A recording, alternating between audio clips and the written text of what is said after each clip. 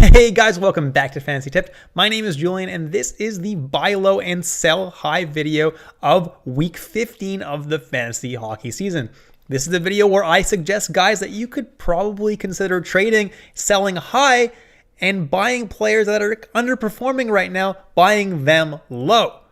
Before we get started, guys, please leave a like, subscribe, hit that notification bell, and follow me on Twitter at FantasyTipped. I'm constantly posting stuff there to help you guys out with your fantasy teams. Now let's jump right into it, guys, and start with some players that you can sell high on. And number one on my list is Ville Husso. Now, Ville Husso has been absolutely fantastic lately. He's been playing way better than Jordan Binnington, and because of that, he's been getting the vast majority of the starts in St. Louis. His stats are unbelievably good this season, much better than Jordan Binnington's, but obviously he's played fewer games.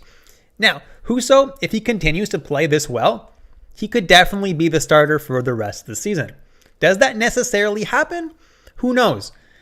Right now, Husso is doing incredibly well. So if you think that maybe not. Maybe he won't continue this the entire season. Now is the time to sell high on him. Why? Well, Binnington is a very strong and capable goalie who led them to a Stanley Cup. They're not going to suddenly just give up on Jordan Binnington. So because of this, he's always going to be breathing down Husso's neck. The second Husso has a bad game, Binnington's going to get some starts. So yeah, Husso's getting all the starts now, but it won't necessarily continue for the rest of the year, which is why Husso might be a pretty good sell high candidate right now. But obviously he could continue this kind of play the entire year. It's just not guaranteed, and why you could consider selling him right now. My next sell high candidate is Anthony Duclair of the Florida Panthers, having an awesome season with 33 points through 34 games. So basically a point per game with 18 goals, which is great. But the reason I'm selling this guy high is because his shooting percentage right now is super unsustainable.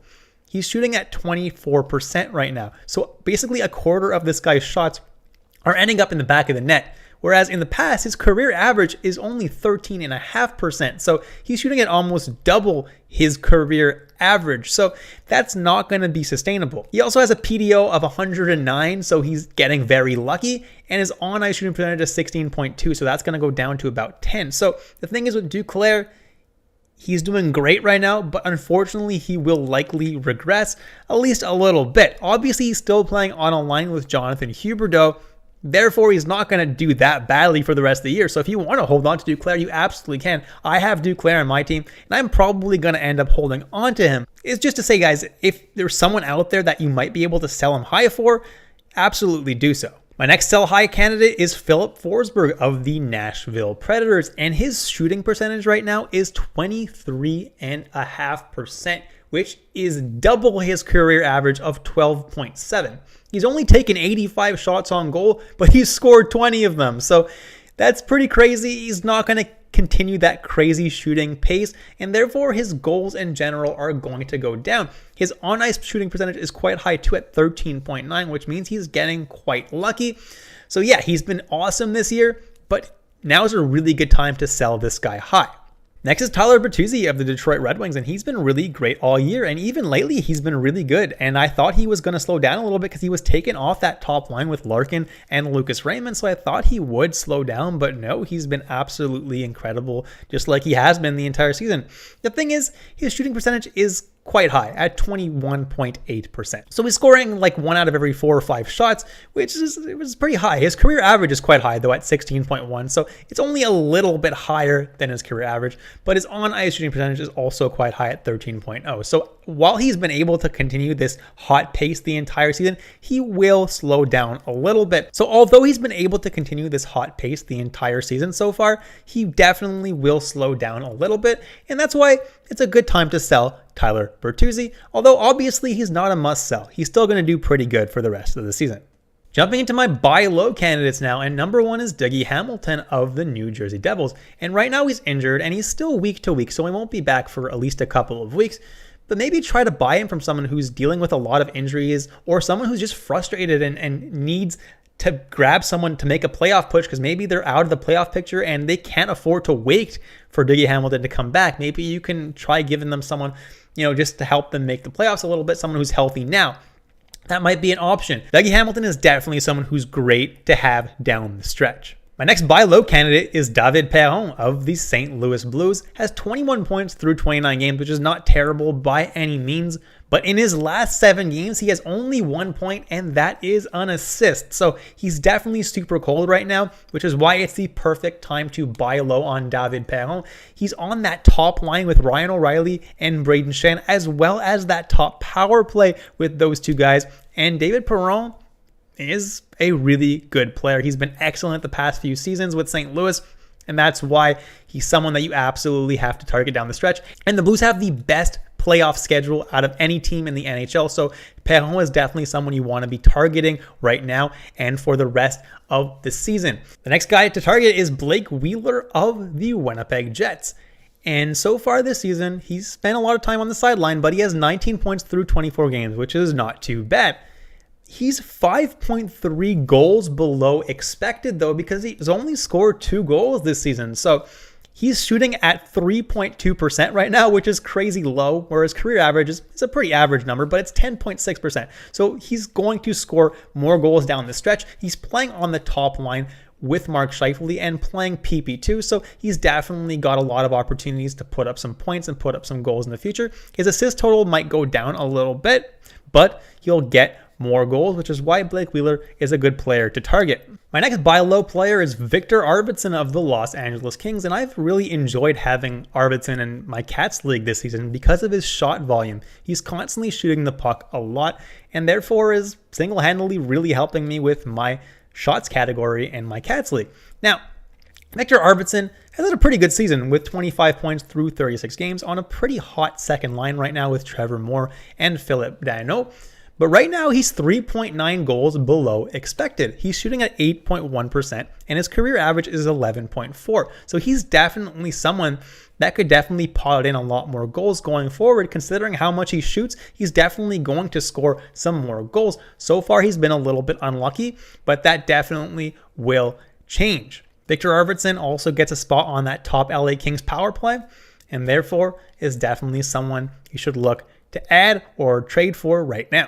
Next is Tyson Barrie of the Edmonton Oilers, and last year he did benefit a lot from secondary assists, but he did end up finishing top in the league with the most points for a defenseman. So this year is definitely a huge disappointment for him so far with only 17 points through 35 games. But let's not forget, guys, that for the first couple weeks last year, he was absolutely atrocious. Then he finally started to pick up. Obviously, it's lasting a lot longer this year, but at some point he definitely could start to pick it up and just click with those top guys on Edmonton. He's playing on that top power play with McDavid and Draisaitl. He's bound to click at some point and get some points. Right now he's injured, so he should be back soon, so don't worry about that too much. And also Evander Kane might be joining the team at some point if the NHL ever finishes their investigation on him. And he's definitely going to provide a boost to that power play as well, which can only help Tyson Barrie. Next is Josh Norris of the Ottawa Senators, and he only has 4 points over his last games, all goals, but they were scored in 2 separate games, so the other 6 games he did absolutely nothing. Now, his stats are actually a little bit inflated right now. He's shooting at 20%, which is a little bit high, and his on-ice shooting percentage is a little bit high as well, which means he's getting a little bit lucky. Why I'm looking to buy this guy right now? Well, it's for his upcoming schedule. For the month of February, Ottawa has one of the most favorable schedules. They play a lot of games, and that's why you're going to want a guy like Josh Norris on your team who centers the top line and top power play with Brady Tkachuk. And he's someone you could buy low on right now and then reap the benefits throughout the month of February. Next, I have Mike Smith of the Edmonton Oilers, and some of you guys might be laughing right now at my inclusion of him since he's only played 6 games all year, but yeah, he hasn't been able to stay healthy, right? But last year, he was a really good goalie. He was pretty stellar for the Oilers. So obviously, if he can find that shape when he gets back from his injury, he can still be the starter in Edmonton. Otherwise, if he can't get it done, they're probably going to end up trading for a goalie. Now, I'm not giving up a lot for Mike Smith since there is a good chance that he fails when he comes back or he gets re-injured once again, and then they do trade for another goalie. But last year, he was really good. And if he can regain that form, like I said, you just got yourself a solid starting goalie for almost nothing. Next is Jordan Binnington of the St. Louis Blues. And I mentioned this with Husso before. Husso has taken over the crease in St. Louis, at least for the immediate future. Now, Jordan Binnington, I still think he's a very good goalie. He's obviously had a rough season so far. That being said, he did lead this team to a Stanley Cup. So he's going to try to take back that crease. If he does, then he makes for an excellent buy low right now, because you could probably buy him for almost nothing right now because he's been absolutely atrocious and Husso's been utterly fantastic. So if you can do that, go ahead and do that. Obviously, if the person that owns Binnington also owns Husso, they'll probably be a little bit more hesitant to give up Jordan Binnington, because right now they're guaranteeing themselves all the starts in St. Louis. If they give you Binnington, suddenly they're not.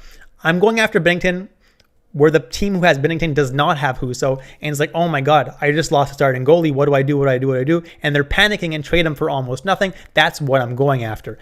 And if you're lucky, Binnington will retake the crease and at least start half the games going forward. Next is Carey Price of the Montreal Canadiens, and he still hasn't played a game this season.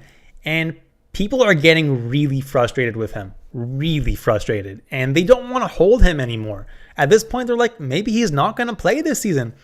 So if you're desperate for a goalie, or you have the IR space, whatever it is, go ahead and trade for Carey Price. Yeah, it's possible he doesn't start this season, but what do you have to lose? You probably don't have to give up a whole lot. And maybe you'll have Carey Price for your playoff run. That's something that's pretty worth considering.